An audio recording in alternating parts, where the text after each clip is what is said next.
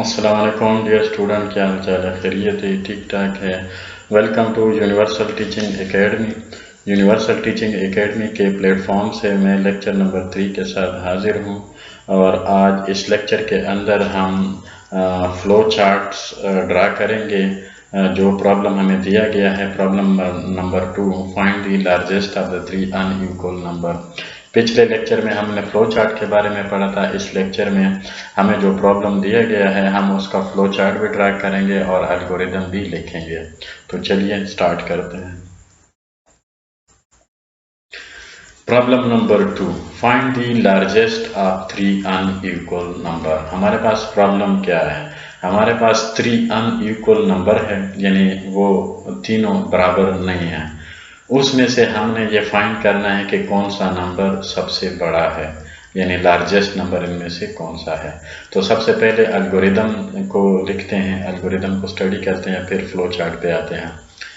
Planning the solution. Input हमारे पास क्या है? 3 अनइक्वल नंबर्स। वो कोई भी नंबर हो सकते हैं। हमारे पास 3 नंबर है जो कि बराबर नहीं है। रिक्वायर्ड आउटपुट, हमने आउटपुट हमारी क्या है? The largest of the 3 number, कि इन तीनों में से सबसे बड़ा नंबर कौन सा है। प्रोसेसिंग, इस प्रॉब्लम के अंदर हमारी जो प्रोसेसिंग है वो क्या है? Comparison of each number with the other two 1 by 1। हमने ये कैसे करना है? हमने एक नंबर को उठाना है, बाकी 2 नंबरों के साथ उसको कंपेयर करना है, लेकिन 1 by 1 करना है। ठीक है, ये हमारा प्रोसेसिंग होगा।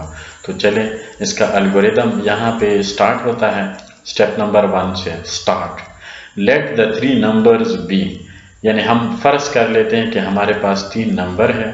तो हमने 3 वेरिएबल लिए हैं, एक ए है, एक बी है और एक सी है। तो ए हमने फर्ज सपोज कर लिया कि ए इज इक्वल टू 10, यानी 10 हमने नंबर उठाया और उसको ए वेरिएबल के अंदर स्टोर कर दिया है। उसके बाद बी एक वेरिएबल को उठाया और उसके अंदर 20 को स्टोर कर दिया, यानी बी इज इक्वल टू 20। इसी तरह and C is equal to 30। तो हमने 3 नंबर लिए हैं, एक 10 है, एक 20 है और एक 30 है, और उनको corresponding variables A B C के अंदर स्टोर कर दिया। Step number 2, check if A is the largest number. हमने सबसे पहले ए को उठाया। अब हम चेक करते हैं, हमने एक कंडीशन लगाई कि अगर ए लार्जेस्ट नंबर है, if A is greater than B, अगर ए बी से बड़ा है, यानी अगर ए ग्रेटर है बी से, and A are greater than C, यानी ए अगर बी से भी बड़ा है और ए अगर सी से भी बड़ा है, then largest is equal to A. तो लाजमी बात है, अगर ए बी से भी बड़ा है और सी से भी बड़ा है तो हमारा जवाब क्या है? आउटपुट क्या होगी? वो ऑटोमेटिकली ए होगी। लेकिन अगर ये बात गलत है, यानी ये बात अगर फॉल्स है, अगर ए बी से बड़ा नहीं है या ए सी से बड़ा नहीं है, तो फिर क्या होगा? हमें स्टेप नंबर 4 पे जाना पड़ेगा। और स्टेप नंबर 4 क्या है? ये है। स्टेप नंबर 4 पे हम आए, check if B is the largest number. Check करें कि क्या बी बड़ा है, लार्जेस्ट नंबर है। अब इसको हम कैसे चेक करेंगे? If B is greater than A, अगर बी ए से बड़ा है, and B greater than C, और बी सी से भी बड़ा है, यानी बी सी से भी ग्रेटर है, then largest is equal to B. अगर ये कंडीशन ट्रू होती है, यानी बी ए से भी ग्रेटर है और बी सी से भी ग्रेटर है, तो हमारा जो आंसर आएगा वो बी होगा। लेकिन अगर ये इनमें से कोई भी कंडीशन फॉल्स हो जाती है, यानी बी अगर ए से बड़ा है, बी सी से भी बड़ा नहीं है, या दोनों फॉल्स हो जाती है, तो हमारा जवाब क्या होगा? Otherwise go to step number 6। तो हमें स्टेप नंबर 6 पे जाना पड़ेगा। ठीक है जी। स्टेप नंबर 6 में क्या लिखा हुआ है? लार्जेस्ट इज इक्वल टू सी। यानी स्टेप नंबर 6 क्या कहता है? स्टेप नंबर 6 ये कहता है कि अगर स्टेप नंबर 2 में आपने चेक किया कि ए क्या लार्जेस्ट नंबर है, तो वहाँ पे फॉर एग्जांपल हम कह देते हैं कि लार्जेस्ट नंबर नहीं था ए। तो उसके बाद स्टेप नंबर 4 में हमने चेक किया कि लार्जेस्ट नंबर नहीं है, तो फिर ऑटोमेटिकली स्टेप नंबर 6 में लार्जेस्ट नंबर सी हो जाएगा। और इसी तरह यहाँ पे जो है, अब स्टेप नंबर 2 को फिर से देखते हैं। अगर ए बी से बड़ा है और ए सी से भी बड़ा है और ये बात ट्रू हो जाती है, then largest is equal to A. अगर ट्रू हो जाती है, ये बात ट्रू हो जाती है और जवाब हमारा ए है, तो स्टेप नंबर 3 में गो टू स्टेप नंबर 7, यानी स्टेप नंबर 7 पे चले जाएं और वहाँ पे लार्जेस्ट आउटपुट यानी लार्जेस्ट नंबर जो भी है उसको आउट करें, यानी ए को आउट करें। इसी तरह स्टेप नंबर 4 पे अगर आप गौर से देखें तो अगर बी लार्जेस्ट नंबर है और ये बात पूरी तरह ट्रू है, तो फिर स्टेप नंबर 5 में क्या लिखा हुआ है, गो टू स्टेप नंबर 7, यानी स्टेप नंबर 7 पे जाएं और लार्जेस्ट जो बी है उसको आउट करें। लेकिन अगर ये दोनों बातें, ये स्टेप नंबर 2 और 4 ये फॉल्स हो जाती है, तो स्टेप नंबर 6 पे जो है ना लार्जेस्ट ऑटोमेटिकली सी होगा।